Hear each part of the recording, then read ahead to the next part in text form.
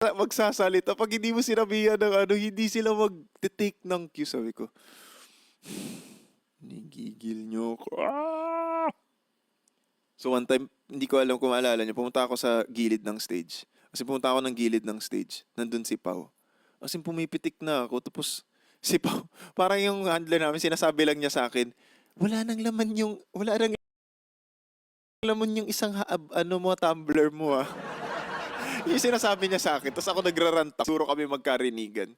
Sabi ko, ano ba naman yan? Bakit ako lang lahat nagsasalita?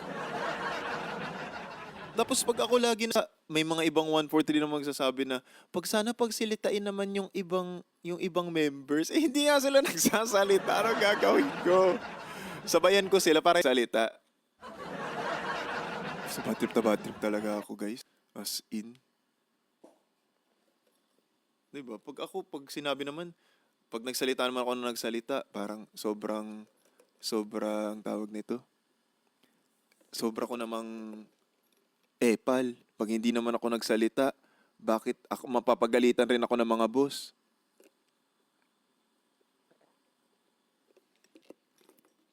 Bahala sila. Meron kaming isang interview. Hindi ko alam kung lumabas na ba yung interview na yun. Hindi ko alam kung lumabas na yun. We had an interview before I left for Australia. Yeah, last interview namin before going to Australia. I was so mad sa kanila. I was so mad talaga sa kanila. Why was I mad at them? No, I was mad at them because, di ba guys, binuo ko yung mga shoot namin for yung drowning and pangalan nito. Drowning at saka Risk It All. As in guys, ginastusan ko yun guys para sa amin guys. Pagtingin ko sa mga socials nila, walang nag-share. Sabi ko, ano ba yan boy? Sabi ko, ginastusan ko na to't lahat-lahat. The least thing you guys can do is share na lang guys. Ano pati ba naman mag-share? Ako pa magsasabi sa inyo, guys, galit na galit ako guys. Tapos may interview kami nun. So punta kami sa studio. Hindi talaga ako nakipag-usap sa kanila. As in, hindi ko sila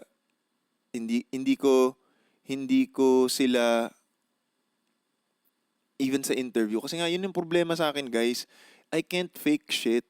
I can't make things up. Yung parang mag-happy-happy ako when I'm really not happy. So, the entire interview, I tried not to talk to them na para rin maano ng boys na kapag mga interviews, kayo naman sumagot guys. Hindi naman ako laging okay, di ba? May mga araw rin naman na I don't have my shit together as well, di ba? So hindi siya parang excuse na parang ako na naman. So di talaga ako nagsalita guys. As in, hindi ako masyado nagsasagot doon sa mga, pag may mga questions sa amin, tinitignan nila ako. Tinitignan ko lang rin sila.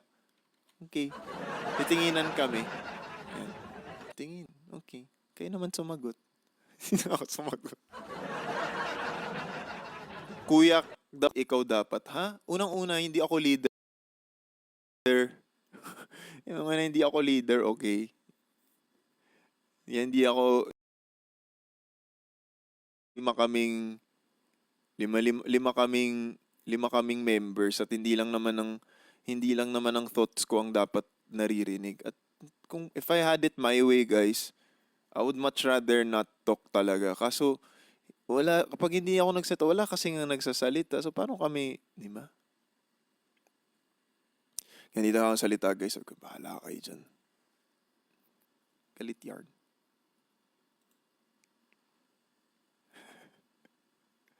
Bad trip ako eh.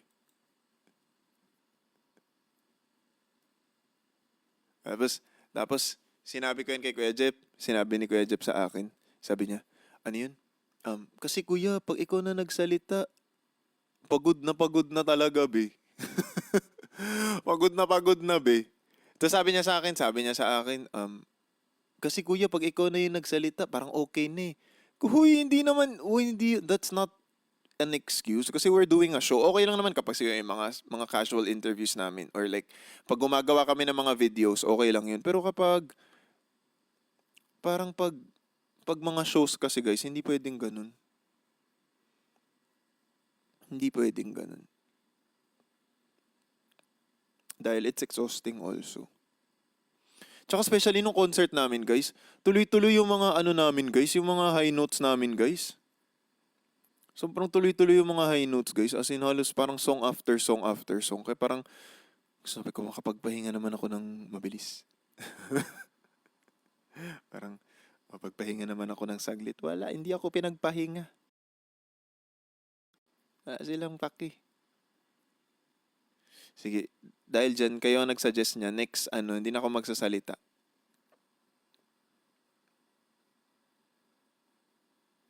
Pwede yun. Or hindi na lang ako magsalita at all. Feeling ko mas okay yun. Hindi na ako magsalita. Kaya na nila yun. Malalaki naman na yung mga kapatid ko. Hindi naman kami mga baby na, no?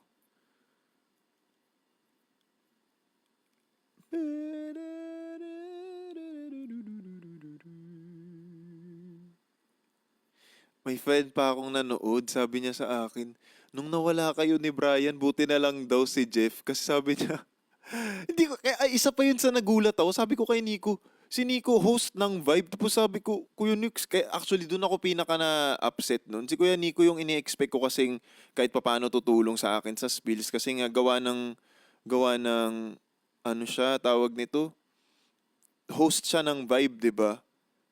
Sabi ko, hala, ito namang host ng Vibe naman, wala na namang ano. Tapos sinasabi niya sa akin, ano daw, yung sabi niya, parang nag-blackout daw siya. Sabi ko, huh?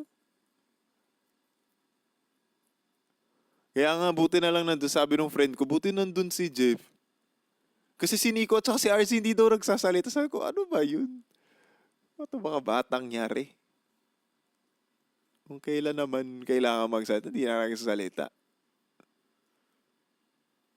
Kasi guys, sa loob ng CS guys, sinasabi nila na ano daw, parang hindi daw sila worried sa spill namin. Pero ako nung na-realize ko guys, parang kailangan namin mag-step up sa mga spills namin na hindi isang tao lang yung nagsasalita. Kasi sinasabi sa amin sa Cornerstone, ng mga bossing namin, strength nyo yung mga spills, maayos kayo mag-spills. Tapos parang nasa isip ko naman, ha? Parang hindi. Parang hindi po. Sinasabi nila lagi, ba? Sige, pag nag-spills kayo, ganyan. Parang sa isip ko, we? Totoo po ba? I don't see that personally. Parang feeling ko kailangan naming i-improve yun. Malaki pa yung room for improvement doon sa area na yun. And just in general, guys, I feel like as a group naman talaga, we have mandami pa namin talagang kailangan i-improve. Ang dami namin pang kailangan talaga ayusin. Like even vocally, naniniwala ako vocally, we still need to really push each other talaga. And beyond just pushing each other is ensuring that we are consistent. Kasi you're only as good as your last performance talaga. So, hindi pwede na right ngayon okay yung performance mo and then the next day hindi. Kasi people, I think I've realized, especially with the scheme of things now, people expect consistency. Yun talaga. And that's one of the things that will set you apart also is if you're consistent every performance. Hindi pwede yung parang kakabahan ka lagi na parang, magagawa ba nito? Hindi, di ba? That's, as a team player, that's very scary for a teammate, di ba? Na parang, kasi you're losing faith with your teammate, which isn't that the best feeling talaga, guys. I love having faith in all of the boys na they can nail it. Kaya masaya ako nung concert performance-wise because I felt like the boys really gave it their best. Oh, they gave it their best. Kasi, totoo guys, every opportunity counts. There's no big or small performance talaga. Kailangan mo talagang ibigay talaga yung best mo. And parang sa buhay lang rin yan guys. Halimbawa sa trabaho, pag may chance talaga kayo, go.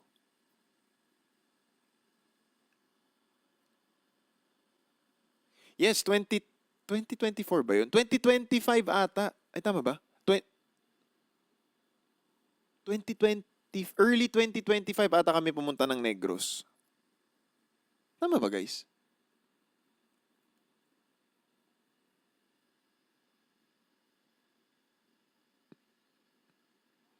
Early 2025 ata guys.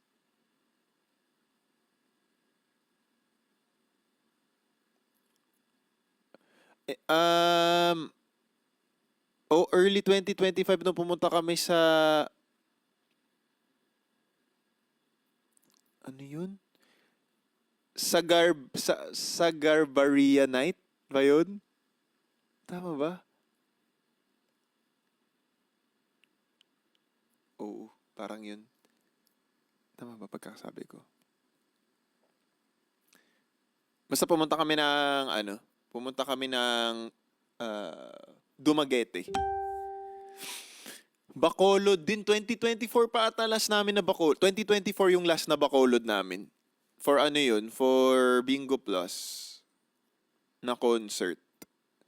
Hindi pa ata Mascara yun. Mascara na ba yun? Mascara Festival na pala ata yun. Tama ba? Oo, Mascara Fest na pala yun.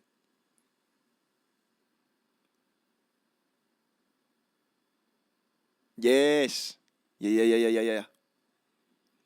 So tsaka pa ako, pero pumunta ako ng Bacolod this year eh. Pumunta ako ng Bacolod early this year. Ano yun, parang private na birthday party, kumanta ako. Pero umuwi lang rin agad ako nun. Tapos yung may-ari nung bar na pag pinag-performan ko, sabi niya, "Can I get you and your group for what do you call this?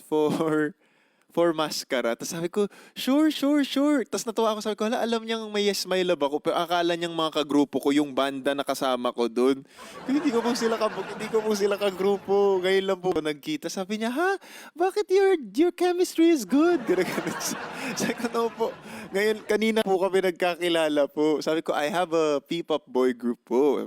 Sabi ko, if you want po, kaya binigay ko yung number ng RM namin kasi. Buti na lang nagkaklaruhan kami dun kasi imaginein nyo, nasa isip niya, oo ako nun, tas ang inisip niya palang kagrupo ko yung banda na nandun sa Bacolod. Kahit di po, ngayon lang po kami nagkita po. Ay, naku. Nagagaling rin kasi nung mga kasama ko dun ano lang yun, puro impromptu lang yun. Wala kasi kaming time mag-rehearse.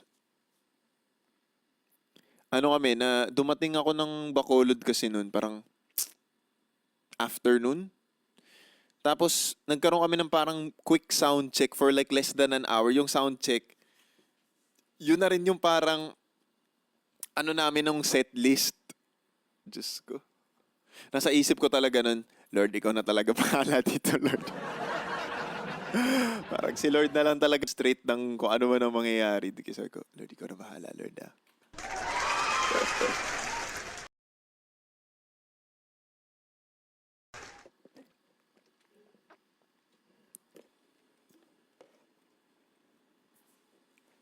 Walang tapon na performance ang concert, lahat magaganda. Thank you. So, thank you po. We try our best. Guys, hindi ako makakapag-live mamayang gabi guys ha. Magre-record kasi kami later. So, kailangan namin mag-record muna kami. Parang mga 6 p.m. pa kami magre-record. Check ko mamaya. Pero gabi kami.